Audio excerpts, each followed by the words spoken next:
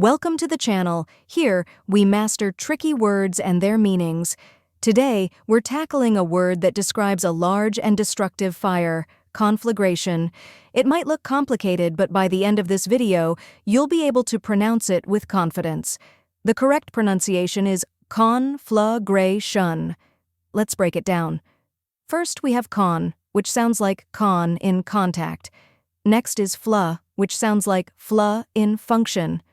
Then comes gray, which rhymes with day and is the stressed syllable. Finally, shun, which sounds like shun in caution. Now let's put it all together. Conflagration. Try repeating after me. Conflagration. Now a little faster. Conflagration. And at full speed, conflagration. Keep practicing, and soon, this word will feel natural to you.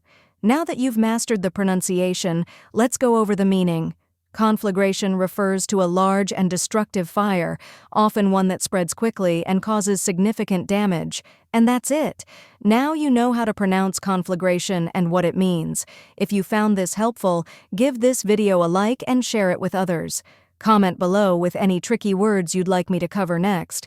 And don't forget to subscribe for more pronunciation guides. See you in the next video.